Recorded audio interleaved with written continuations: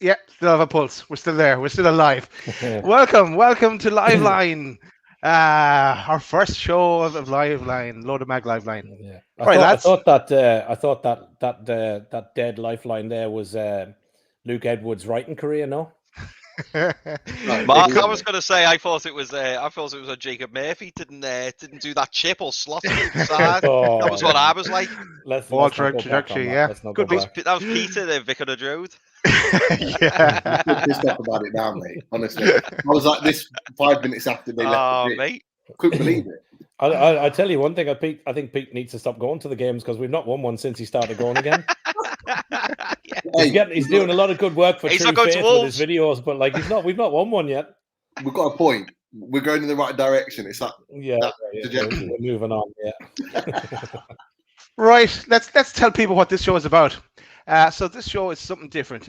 People have been asking us. They wanted to come on the show. They wanted us to get interactive and get people on the show. So we said we'd offer people 3 ways.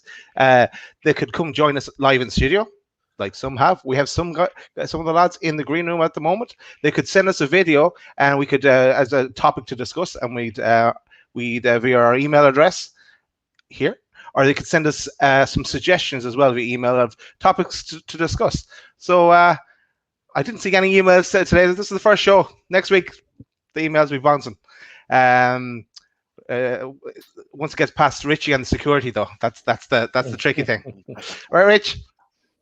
Right. Without further ado, I think we should bring on some of the lads. Well, we'll bring them on one by one. We'll get the 1 minute introduction, and then we'll get all 3 on. We'll start into our topics for tonight, what the lads have. So first up, we'll welcome Chipper. Chipper, hello. Welcome. There he is. Took a wrong turn. You're in the wrong show. Yeah. Cause unawares. Watching the telly, and also I'm multitasking, which is rare for me. So. Nice one, Chipper. Well, welcome to Loaded Mag. Welcome to Liveline, Chipper. And yeah, we had a bit of a chat before the show, but good to meet you virtually face to face. So now the slagging can really begin. Also on tonight we've got Carl. Welcome, Carl. Hi, Darren. You alright? Not too bad, buddy. Not too bad at all. All right, Carl. Evening. Carl was one of the people that gave us the suggestion of let's get some people on and interact, and so we listened. Carl, here you are. Yeah, definitely, yeah. Nice one. So thanks for coming on as well. And we have another familiar face to join us as well. Are you ready, Donald? Here's Donald. Welcome, buddy. Evening. Hello, Good Donald. evening. Good evening. All right, buddy. How are you? Yeah, all good. Good. Nice one, Donald. All right.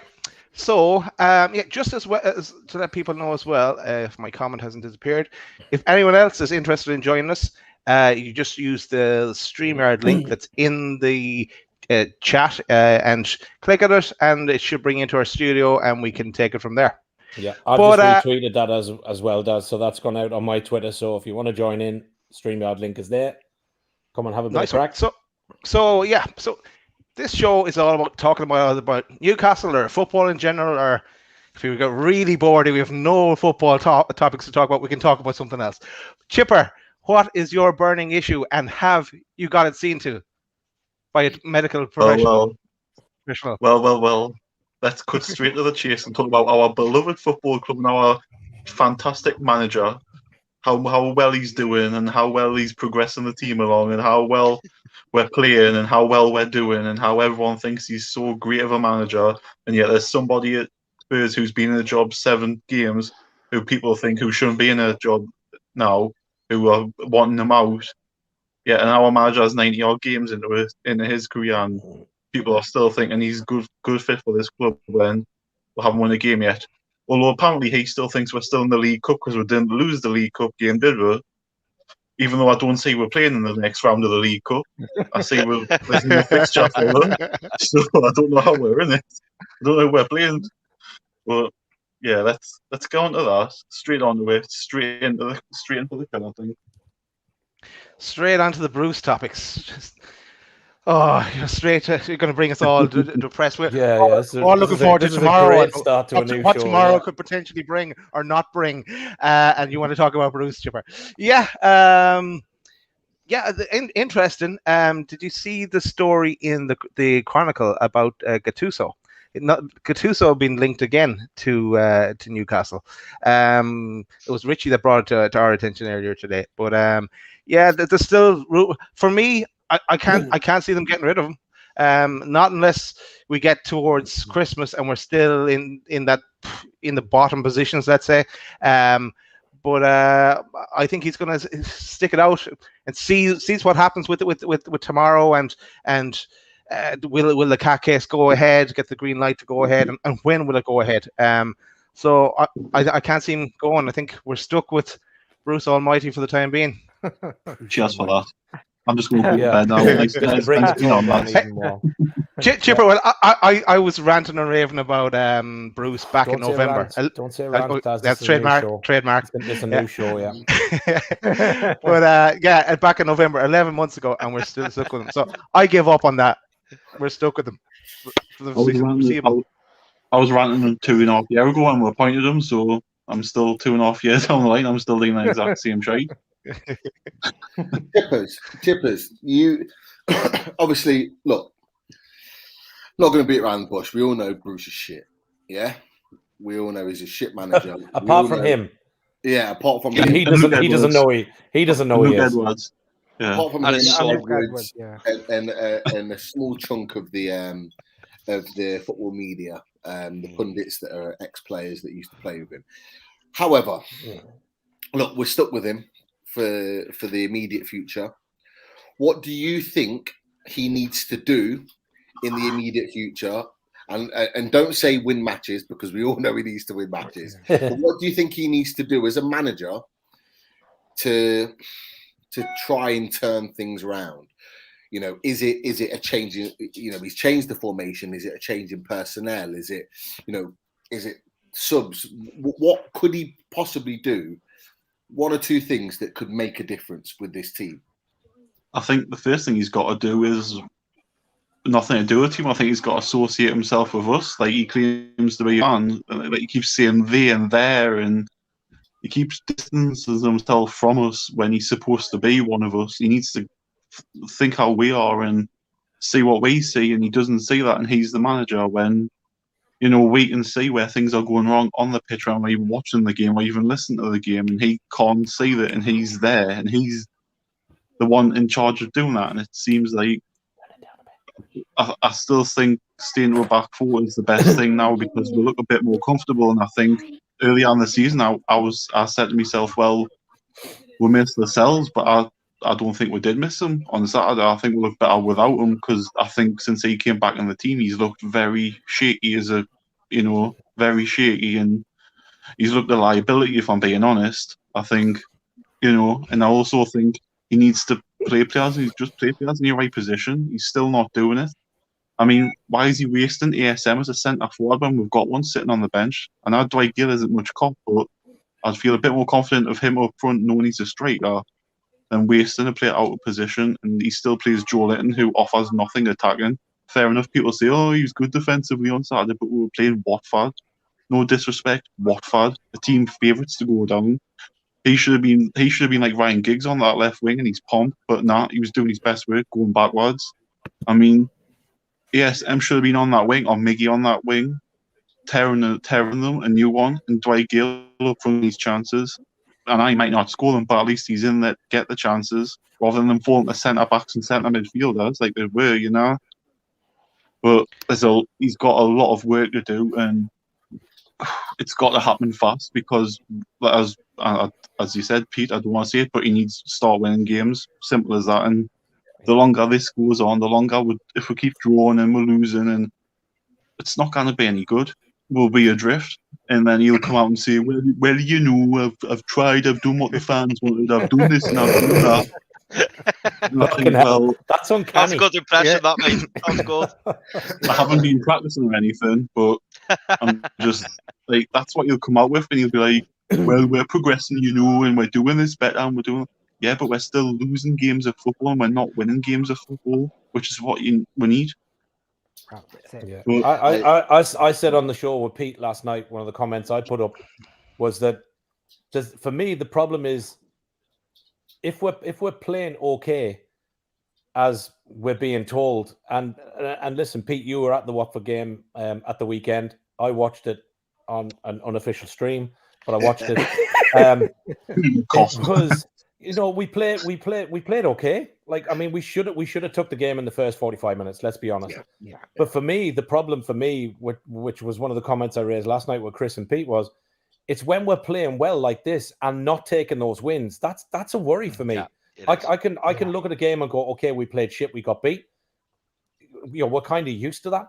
But if we're playing well and that's the best we can play.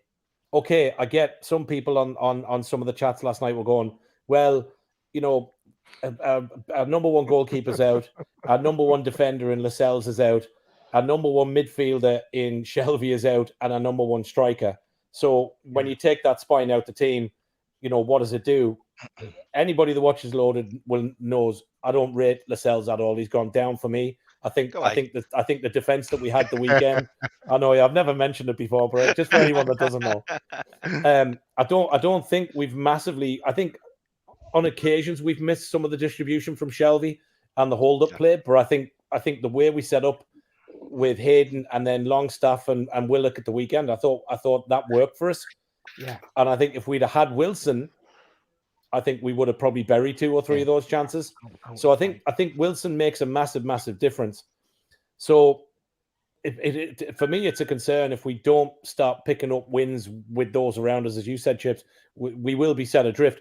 The other thing for me, before we move on to Carl and the rest of the lads, the thing for me with Bruce, the first thing he needs to do for me is stop opening his mouth when he's in front of the press conference, bigging up the opposition and the other team, because it boils my piss to listen to him saying, well, we'll have to be at our best and they're a fantastic team and everything. I don't give a shit about Chelsea. I don't care about Watford.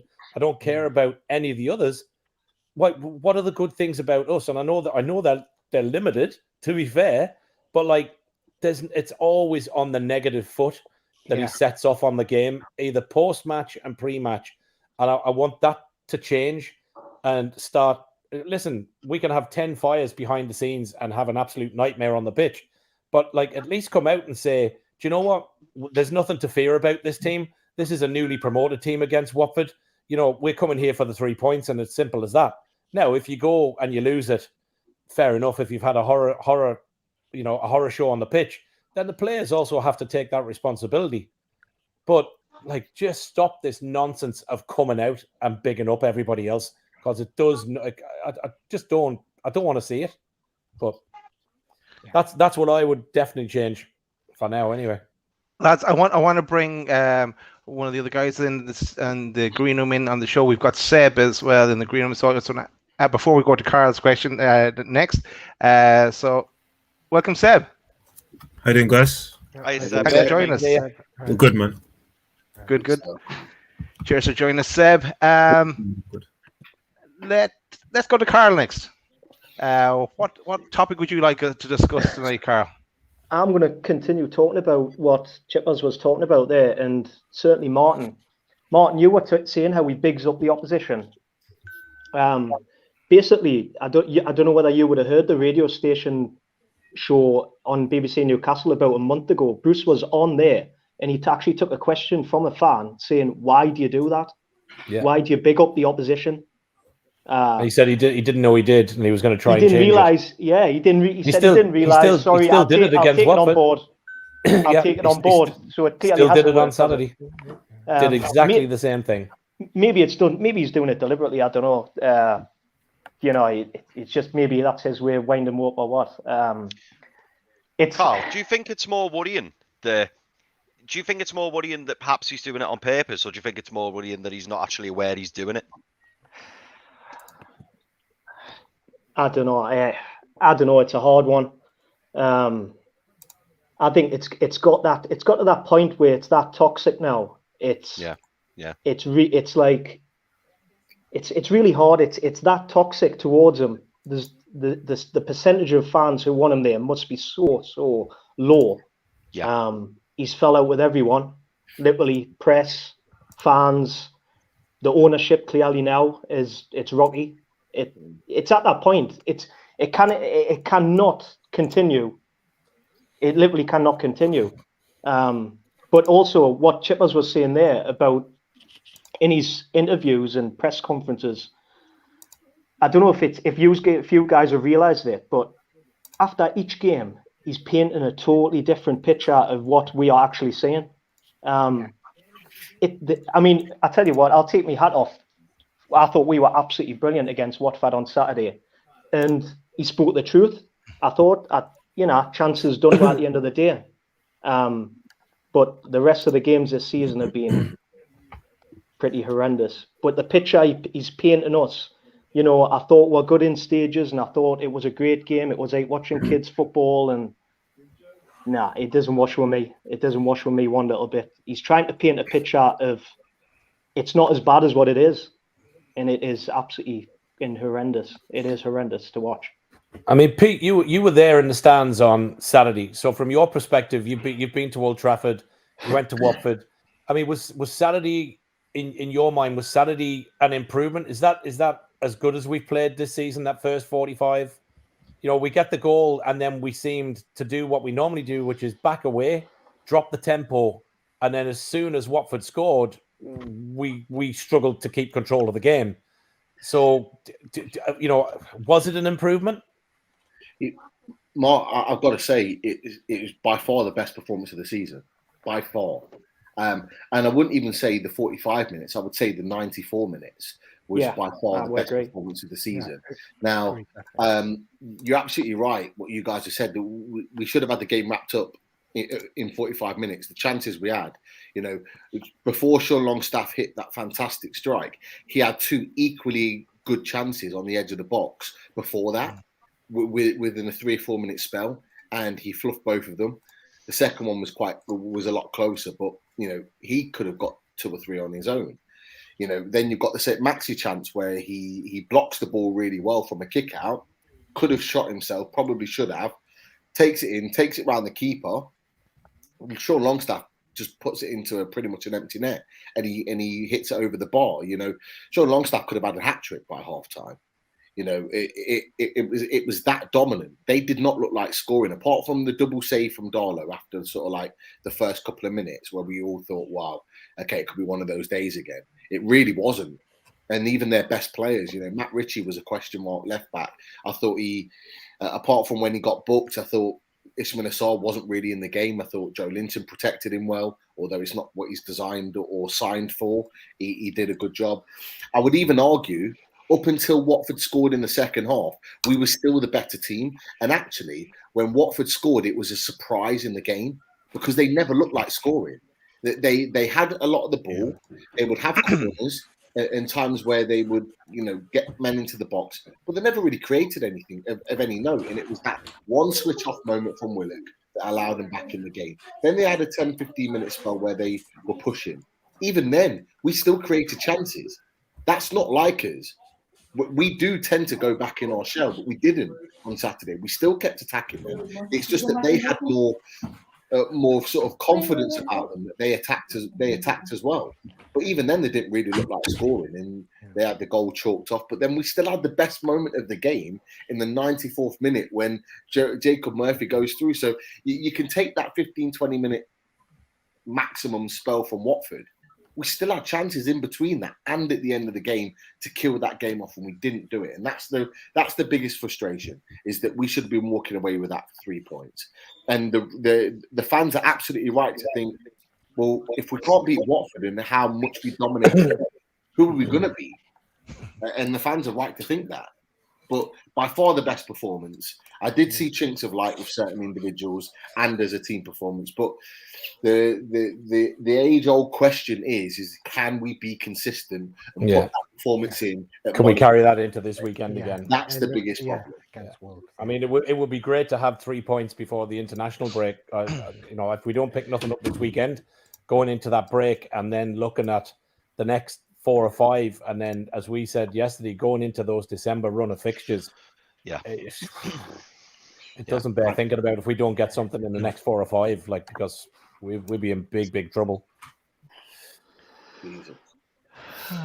Right. You also had Kieran Clark's chances as well, Pete. What you never mentioned there, Kieran Clark's chances. Yeah, mate.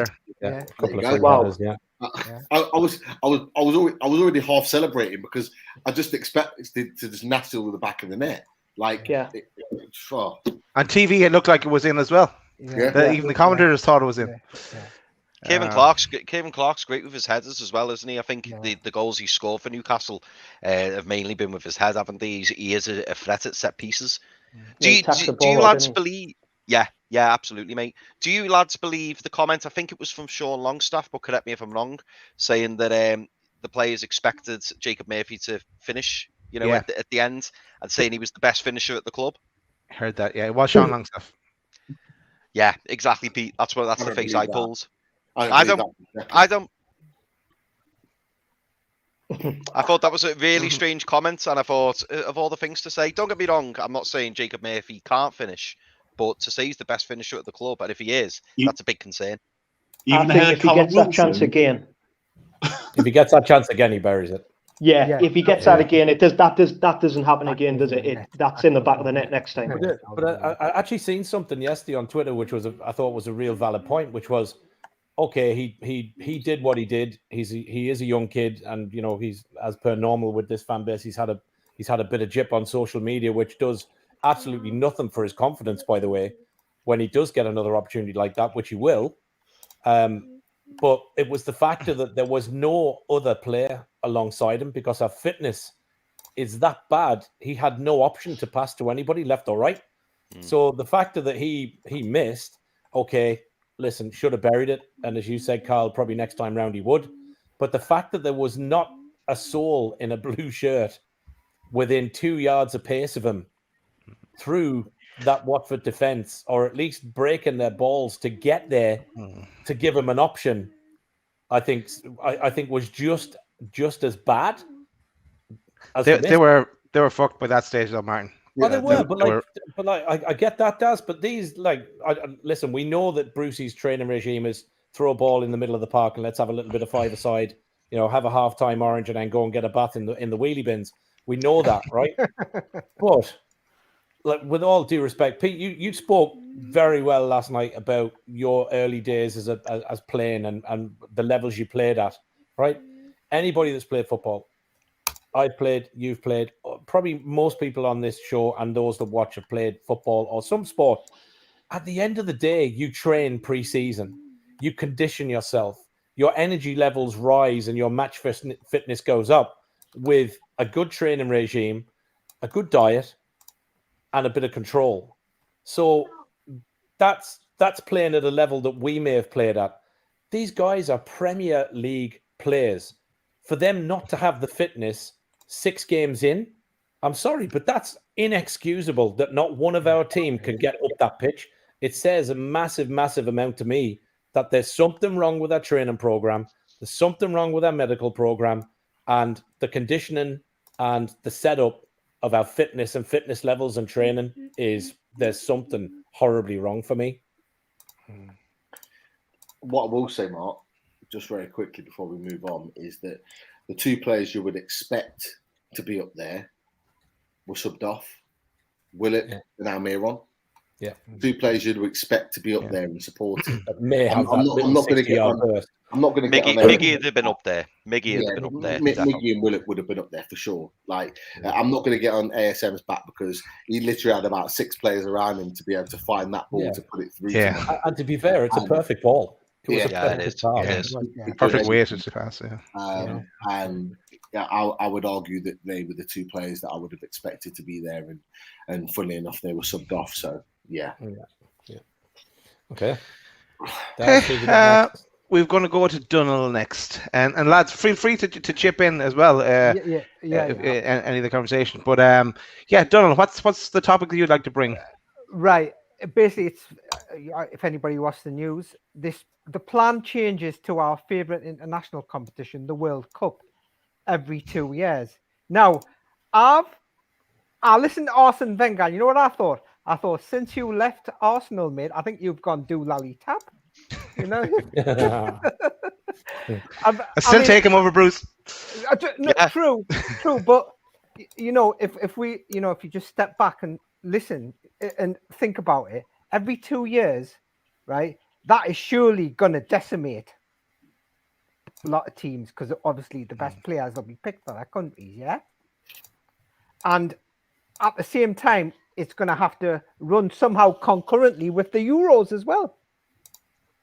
The Euros would have to be gone then, I think. Exactly. The Euros are going to have to be gone. And can you see many of the corrupt 6 managers, you know, being happy with their players being away for, say, qualifiers, and then the tournaments themselves? Do you know what, Donald? I think it's a really good point you raise, and I'll be honest. And I know a lot of professionals have come out and said this. I think by doing that, there's 2 big problems. So the first problem is that you lose the magic of the World Cup. It's every 4 years. Everyone really looks forward to it. If it was every 2 years, you know, would people start getting fed up with it? No. To add into that, you would then, as you say, have to run the Euros the other year. So you'd have a Euros and a World Cup every single year. Players would have no break. There'd be burnout. Nah, not for me. Not for me. That's exactly what I'm thinking. We've forgotten as well. On top of that, you've got an African Cup of Nations that you've got to fit into that. You've got a Copa America that you've got. I was going to say you've got CONCACAF and everything else. Their qualifiers are at different times as well. It kills all those. Is the African Cup of Nations going to go back to January? Does that mean that the African players are going to be then missing the Premier League for a chunk of the season? Are you fitting in, you know, Copa America elsewhere in the season? Are they going to miss part of the season? You've got a shit show on your hands. You really have. It's going to be a nightmare. But I don't know. Seb, what do you think about that? About the World Cup potentially going every 2 years? Yeah, I think it's a shocking idea. It's not a good idea at all. Like, why do it? Like you said, we're going to have players who are going to be suffering from burnout.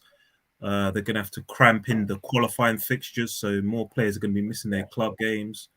It's just it's just not possible to have more international breaks, and you're just going to have a big conflict between players. I mean, club managers and nations, and it's just not good. Do you like the international breaks? I like the international breaks, but I don't like the fact that some of our players go and they come back injured. But I mean, to be honest, what I wanted to talk about was I wanted to change the topic slightly. I wanted to talk about Bruce's signings. So Kraft and Jeff Hendrick, they don't play, and they're barely even squad players. So has he actually made any decent signings since he's joined? No. Yeah, probably the answer to that's a big fat no, I think. ASM came in, it was just as Bruce joined.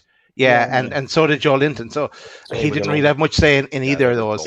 I remember Kraft, wasn't he signed by a club already? And it was a very short turnaround, and Newcastle picked him up with him for 4 million. Bad move. Well, if Luke Edwards can continually say that Joe Linton was not a Steve Bruce signing, then neither can ASM be, because they're both signed in the same summer.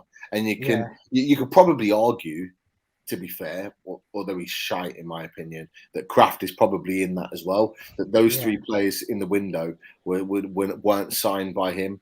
But I think Seb makes a great point. You've got Jeff Hendricks, you've got Ryan Fraser, who I still think there's a player in there personally, but hasn't been given the opportunity, hasn't played football. Is that Bruce? Is that down to him? And people have said about his attitude, or is that down to Bruce? Because I tell you what, he's been fit for quite a while now. He played the whole pre-season and didn't start the season, then got injured, came back quickly from injury, didn't even come. I don't think he came off the bench on Saturday, and he was fit and ready to play. You know, it comes to a point where you got to say, hold on a second, you've got a player here who was getting the top assists alongside Eden Hazard 2 or 3 years ago, and now can't get into the Newcastle team when he was linked with Tottenham and Arsenal. That doesn't make sense. No. It doesn't make sense. So, you know, we could see that maybe as a bad signing, but actually, I've got to look at Bruce here and think, why is he not playing him? Yeah. I agree. Yeah. And I also want to add to that as well. Is it that difficult to get Fraser, Almiron, and ASM in the same team? Now, Wilson's out. Why can't I just want to see them start a game? But I just think that Bruce hasn't got the expansive enough tactics to see that that's what the fans want to see. If it doesn't work, fair enough. We just want to see it. At least try it. Front three. We said this at the before the Watford game, Seb. We were talking about it, and I don't know if you saw it, but we were mentioning about doing a 4-2-3-1. Now, obviously, your one up top would have to be either Saint or you bring Gale in. And if you put Gale in up top, you'd then have Saint on the left, Fraser on the right, Miggy in the number 10, and then you're giving Watford something to worry about. Just where do you put Willock in that though? You'd have to have Willock in one of the holding. I know that's not ideal.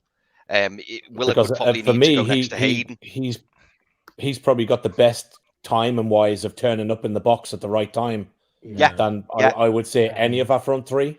But if you remember, that piece that Seb said, that for me, and we spoke about this last season, lads, and I kept saying, why, like Fraser and Wilson had a link at Bournemouth for 2-3 seasons. Yeah. And I just didn't get why he never, and I know Fraser was carrying some knocks, but when he was fit, Bruce never played the two of them together occasionally. No. And I just don't get why we don't exploit that link. It baffles me completely. Exactly. I think he played them. Didn't he play them together once away at Wolves last season? But he played Fraser and Almiron as centre midfielders. Yeah, he did. Yeah, that was an absolute shambolic performance as well, wasn't it? Yeah. Wasn't Fraser training as a number 8? Was that the game Fraser got sent off on? What was the game he got? Was that Southampton? Sheffield United. Yeah, I remember that. And he's playing him as a false 8, isn't he now, Fraser? Yeah. And you know what?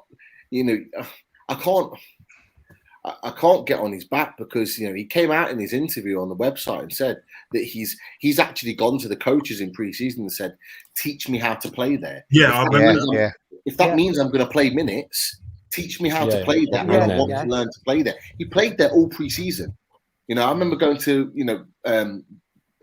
Burton and watching him play, and actually him and Jamal Lewis linked well down that left-hand side. They played well. Yeah. They did for a short period against Watford. I get frustrated with it because, you've got a player that actually, for all of the calling out of his attitude in the back end of last season, actually comes out in the summer and says, I want to play. I want to be playing. Yeah. Give me a position. I'll even learn it if I need to. And he still doesn't get the minutes. I'm thinking he must be pulling his hair out thinking, what more do I need to do? That shows hunger and desire, doesn't it? It does. Yeah.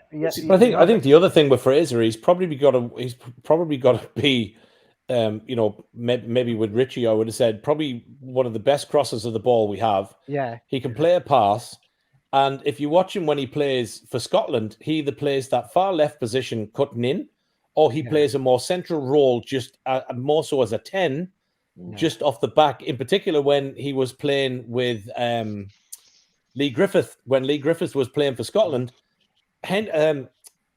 Fraser was literally just off him, and they interchanged quite a bit. And the only time that Fraser made a change of position in that Scotland team, moving from that I suppose 10, was to drift out left. But then he always cut in. Now, sometimes quite predictable, he cut in and try and curl it with the right foot.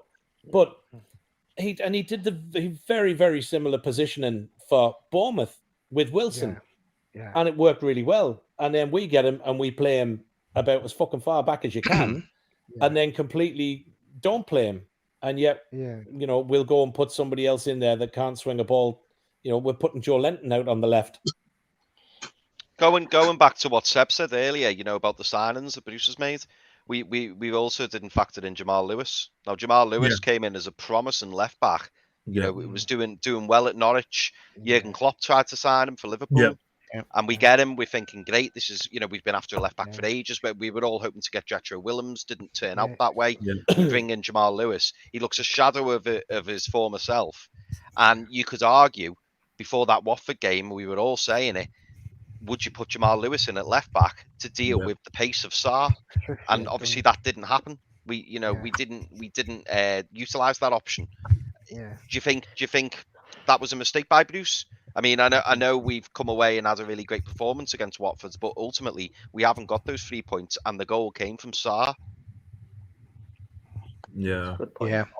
I think Richie this season has been targeted every game. You've quite clearly seen teams target him, and he's done that without it. He still keeps playing him.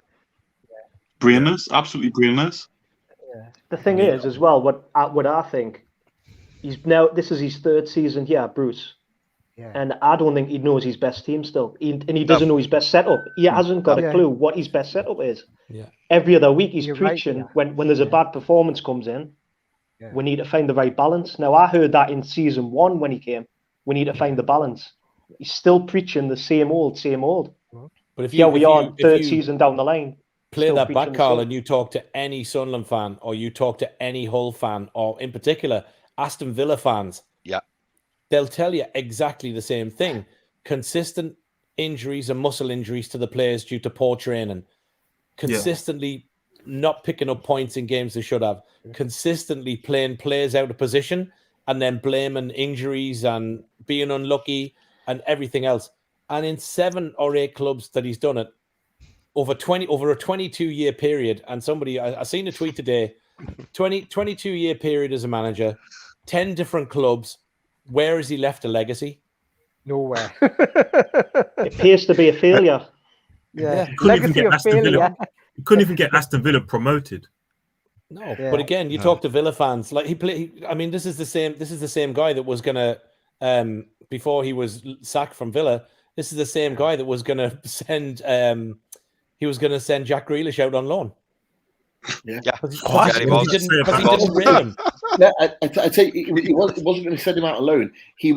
What he tried to do, he tried to get a swap deal for Jordan Rhodes. Exactly. And then he tried to loan him, and that didn't come off. Exactly. So that tells you everything you need to know. Yeah.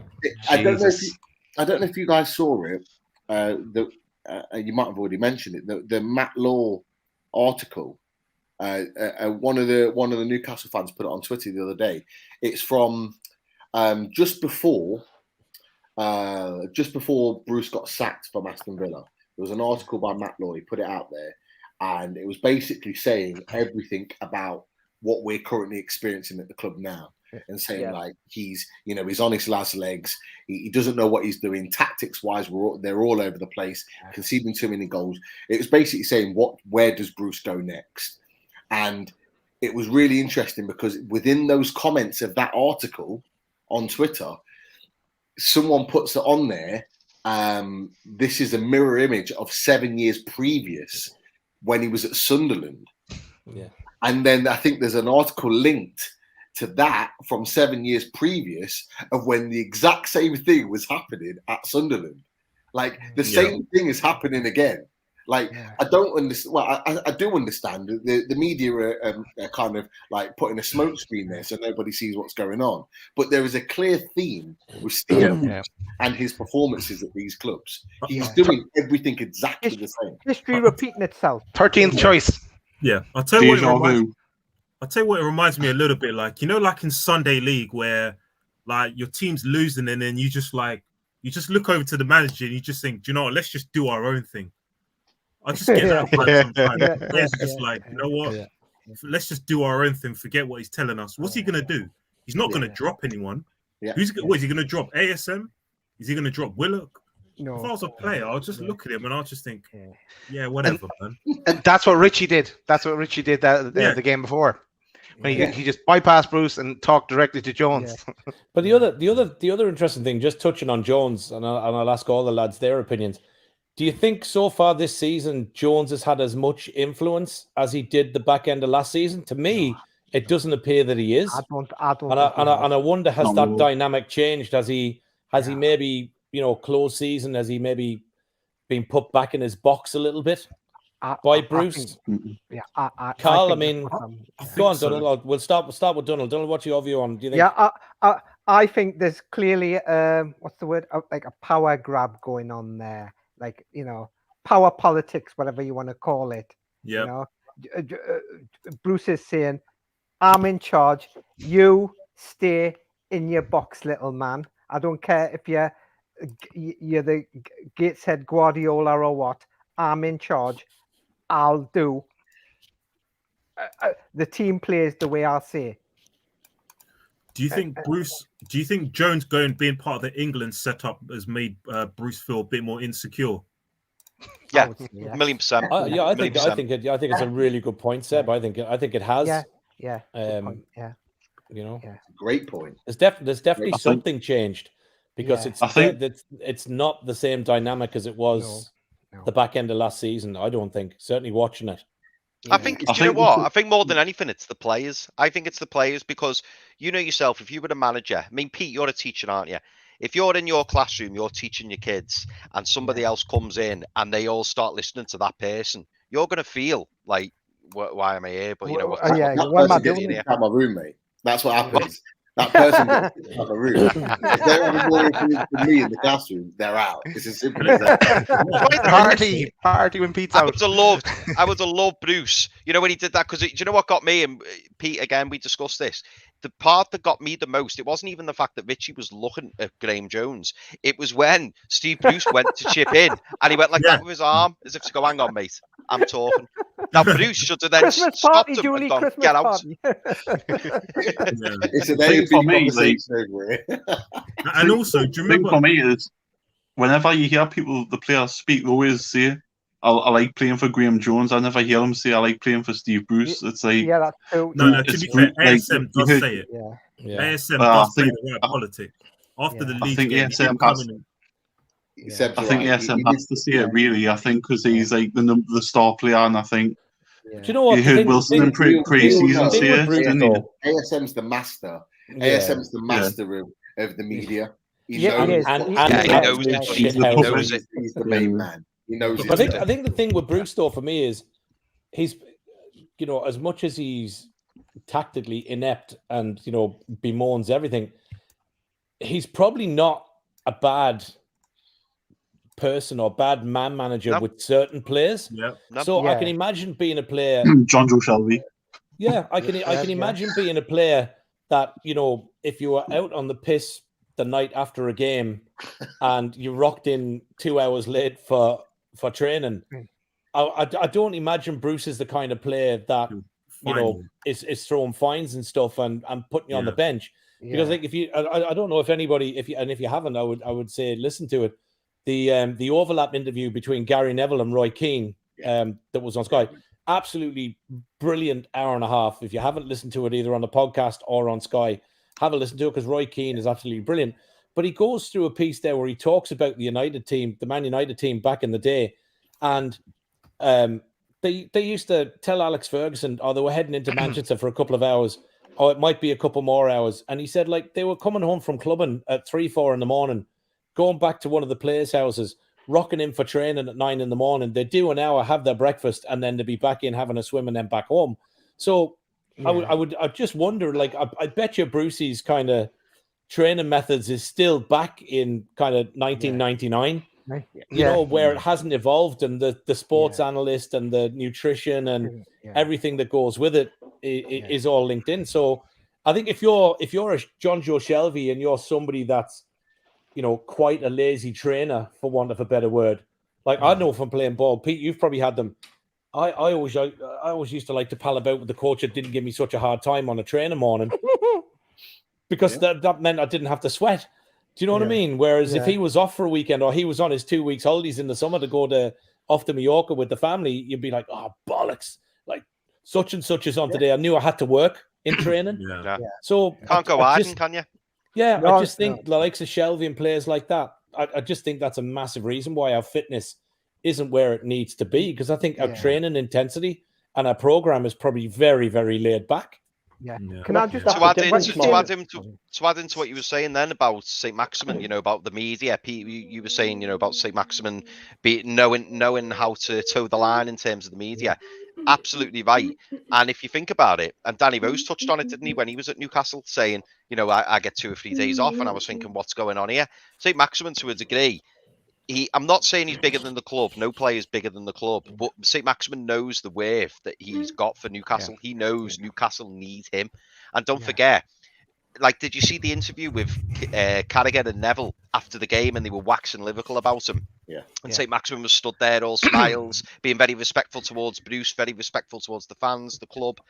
And I don't know about yourselves, but I saw that, and it kind of made me a bit nervous, because I was thinking, it was almost as if he was on. He was like kind of like interviewing for like a bigger club, because there's definitely bigger clubs looking at him, and he's got to be the perfect guy, hasn't he? The perfect man, because they don't want any. If he was coming out going, "My team's crap, Bruce is shit," blah blah blah, everyone would go, "Whoa, don't want to touch him. He's a live wire. He wants to bad egg." Chris, everything you've just said about ASM is exactly right. And I've thought this, and this is why I've been saying since the back end of last season. This is why I've said it even more so during the summer. He won't be here next year. It's as simple as that. He won't be here. He's towing the line until this season finishes, and then he will ask to leave. He will put in a transfer request, and he will ask to leave. And no one will blame him. No one will blame him. No one will blame him. But it all started from pre-season, when he started putting his cryptic tweets out with all the different wording on there, and then as well as that, when he's on holiday, he's showing that he's doing all of his sprints, and he's doing his runs, and he's doing his training. He's never put that out there before. So what he's doing, he's telling the bigger clubs that I'm willing to put the work in, that I'm training hard. Yeah. The lad in the last 4 or 5 months has never played more 90 minutes for Newcastle United than he has in that period of time. No. Even when he goes down, he was going down every other game, holding his like, oh, it might have to come off and all that. Now we just get straight back up. Someone's been in his ear and gone, go and perform. Is he the only player that's played all 7 games this season as well? I'm sure he's played all the games this season so far. I think he's the only one that has. Yeah. Right now, as we speak, as we speak, his agent's talking to other clubs. His agent's talking to other clubs right now. Yeah, absolutely. 100%. I think the only thing that keeps him at the club is if we get this takeover over the line. That is the only thing that keeps him at the club. Yeah, I agree. Otherwise, we can kiss goodbye next season. Yeah. Spot on, Carl. Just one other topic, lads. What do you towards the end of last season, quite a few pundits were coming out saying, I remember Stan Collymore saying that Steve Bruce and Ashley are the worst double act in Premier League history. And I also remember hearing that I remember Nigel de Jong on Twitter basically coming when we were going through that bad run and saying, yeah, we need to change manager. And for some reason, we just fluked it, and Willock scored a whole load of goals. But what do you lot think of? I've been looking at the fixtures coming up to, the Christmas run-up. Yeah. And Wolves away. We may win, but even there, we're without Wilson. And then after that, Spurs at home, Palace away. I'm not confident we'll beat them. And then Chelsea at home, Brighton away. The way Brighton are playing now, they're going to beat us, to be honest. Yeah. We don't suit playing the likes of Southampton, Brighton, high intensity teams. We just do not suit playing against them sort of teams. The thing is, right, we can't beat Watford with all the chances we had. Are we going to beat Wolves if we do the exact same performance, considering they're a better side, you would say, than Watford? Could they throw in Wilson, I wonder, just for that game? Is it too much of a risk? Is it worth the risk? Let's say he gets injured, worse does, and then you're missing him for that 6 or 7, and you get into October, November, and he's still, he's still no better off. Yeah. For me, you don't risk him. You get through. You get through the 2 weeks of the international break. And you hope that he's ready then to fit to play against the likes of Spurs and Chelsea and games like that. Yes. And that's about all we can do. Can I ask the lads just for an opinion? Obviously, we go into this game the weekend, and we'll start with Seb at the bottom. work our way around. What would be your preferred formation then? Forget about players, but what's your starting formation for this weekend? And what's your preferred formation? Jesus, get rid of the zebra. It was just for Danielle. It was just for Danielle. Come on, man. Well, don't I mean, do it. Don't. Considering who we have available, to be honest, I just want. It's a tough one, because we don't have Wilson, and I'll be honest, I don't care about Joe Linton's work rate. We didn't spend that money for him to just work hard and hold up the ball. I want him to score goals and get assists. I'd still go with Dwight Gale. I'd start him, and in fact, I understand why Joe Linton would start, but I'll definitely take him off, and I'll give Dwight Gale, say 20 minutes or something. But formation-wise, I would go with 4-3-3. I'd start Fraser on the right, ASM on the left. I would start Joe Linton and then take him off and bring on Gale. And then in the middle, I'll go Longstaff, Hayden, and Willock. And then the defense, I'll go with Manquillo. I'll start Richie, but if he's playing poorly, I'll take him off for Lewis. And then centre back, he'll have to just be Clark and Fernandez. Okay, Donald. Yeah. Formation. What would your formation be? I would maybe start with try a 4-2-3-1, and give Gale a start as the one up front. Have Wilson, ASM, and what's his face, Miggy behind him. And then in the two holding, one I'd put as Hayden, because one thing, you know what you get from him, and next to him maybe obviously Longstaff's been in form, put Hayden and Longstaff as your two holding, and then back four, I'd go Clark and Fernandez, Manquillo, and maybe give Lewis a start. Change it up a bit. And I know Richie wouldn't be happy, but that's what I would do. Gamble a little bit. That's what I would do. And then at half time, change. Make the changes. Carl, what about you, lad?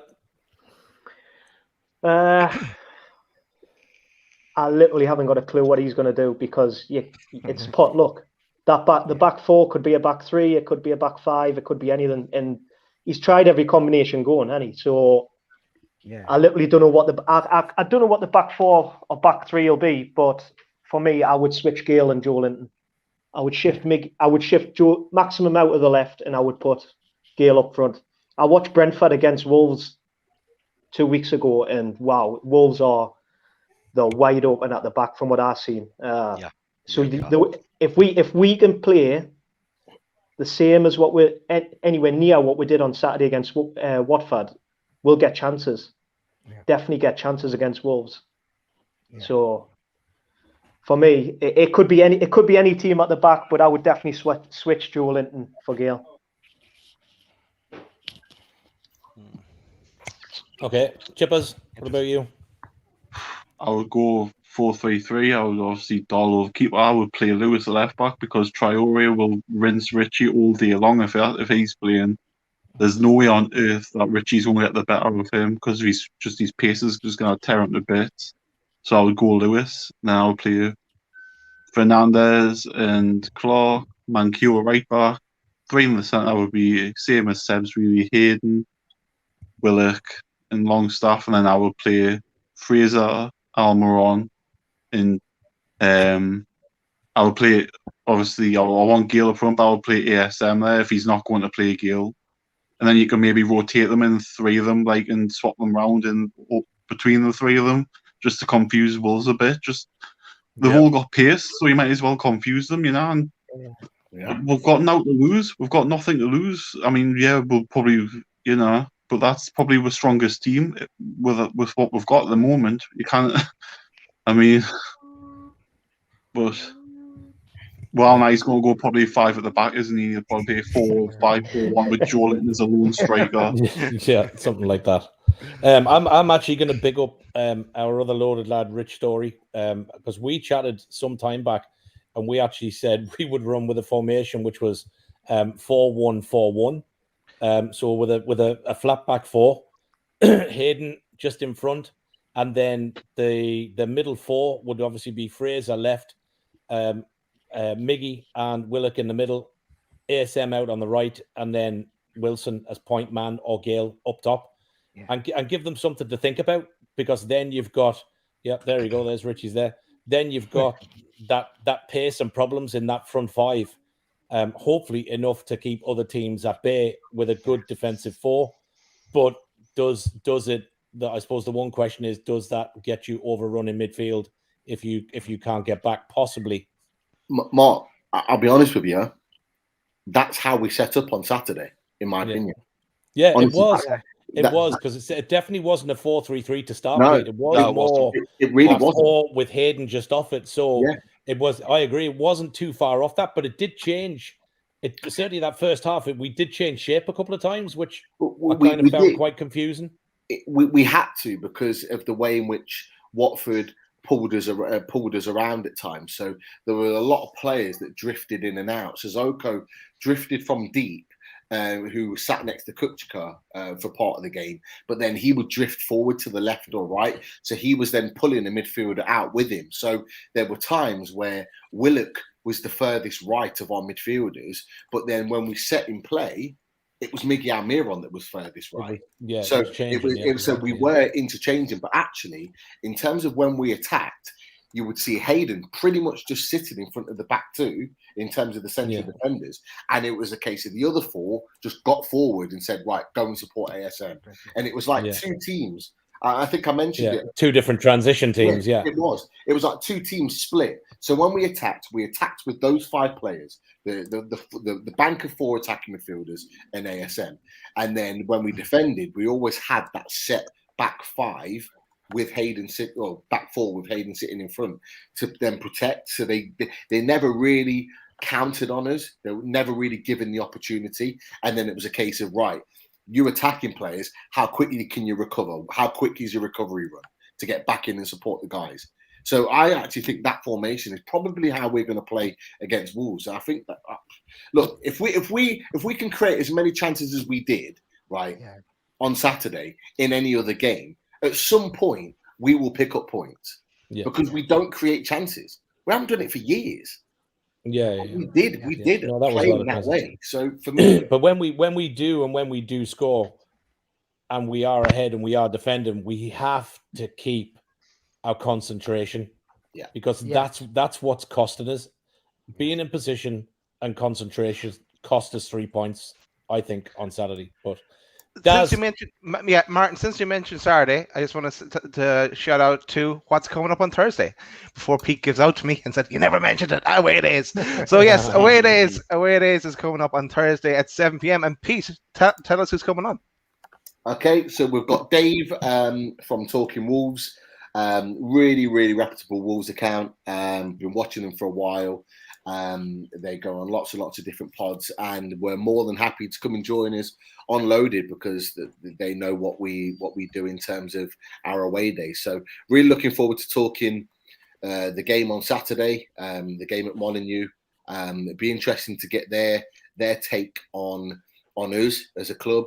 And seeing where they think they can win the game and also where we can hurt them. Last week we had some really, really great knowledge from the Watford lads. I was lucky enough to meet them before the game as well. Really, really sound guys. So they were a pleasure to have on, and I'm sure that Dave and Talking Wolves will be exactly the same. So looking forward to it. Cheers, Pete. Also want to give Martin, it's been a while. I think we should give a shout out to our favourite Bruce. Yeah, Bruce in Centre Hill, in the heart of Newcastle Central Station, purveyors of some fine ales, gins, and a multitude of different pale ales and IPAs, including a very nice jam donut flavoured pale ale which he's selling and doing some really good stuff. So yeah, if you're in that area, unlike Julie, who's a regular on the show, no, I'm not paying for your booze if you go into Centre Hill. It's merely a partnership. We don't give free drink away. So I know at some point Julie will put up a comment or put a tweet out saying that Martin and the lads from Loaded are paying for your drink. We're not, right? That's just her messing. But yeah, go in there and tell him the boys from Loaded did point you in his direction, but we're not paying for them unless Daz is. I'm not. But yeah, get in there and get some booze. Yeah, Julie says I'm a spoiled sport. You better believe it. And shout out to ourselves, to Loaded HQ. If you haven't subscribed already, I know I'll be checking on the lads here that have joined us tonight. To make sure they're subscribed. But it's free. Go to youtube.com/C/Loaded HQ. You'll find us there, and all the shows that we've had to date, and there's plenty more to come. We've got some good shows planned, good guests coming as well, and we'll mix it up a bit. We're on the road to 1K. I think we're heading towards 750, on the 750 mark. So we have a while to go, but help us get there and spread the word as well. And it was great that to see our name up there in the poll this week. But we're well down the pecking order. We know our place, but it's nice to see it nonetheless. Okay, I want to bring this to a close, lads. We'll be back with Loaded Mag on Friday as well. We need to chat to the boys about that. But I want to thank Carl, Chipper, Donald, and Seb for joining us. And cheers, boys. Seb's Twitter handle there. We must follow you, Seb, if we don't already. But yeah, thanks for coming on, lads. I didn't need to use the cards or anything today. Everyone was very well behaved. And maybe I need to give a card to myself because everyone loves the zebra, don't they? Everyone loves that zebra. But I'm not rid of the zebra. Look, everyone, let's keep our eye on what happens tomorrow, lads. I know everyone will be keeping an eye on what's happening. Hopefully, we'll have some positive news in the weeks to come. Let's see. Daz, thanks, everyone. Just before you run, you can see going through the screen because Daz did forget, even though I did put a message in the group chat there to say Daz need to give it a shout out. A couple of weeks back, we had Steve Berrahall of the Newcastle United Foundation on. If you haven't watched it, it's on the channel. Go and watch the show. The foundation are doing some really, really good stuff. Murray House is being refurbished, redone. If you haven't seen the show, go on, see the pictures of it. The place looks fantastic. But one of the things that we chatted about on the show, as you can see going through the banner there, is the Be a Game Changer text line. So if you're in the UK, it's a 24-hour confidential text line. So you can text BAGC to 85258 from anywhere in the UK, and any kind of problems you have, if it's men's mental health, financial, other things, hit the text line anywhere in the UK, 24 hours, and the guys there will help you out. So please use it. Take a couple of snapshots, get the number out, text it to your mates, and make sure people are using it. It is a really, really good service, and it's free. A fair play to the foundation for pushing all that kind of stuff. A massive shout out to all the team up there with Steve and everybody else doing a really good job in the community. So well said, Mark. Cheers, Daz. Well said. You'll find us. We'll be here later on the week. Thanks again, everyone, for joining us, and we'll see you all soon. Yeah, see you. Take care, guys. Good job. Thanks, guys. Thanks for everyone coming. Cheers. Bye.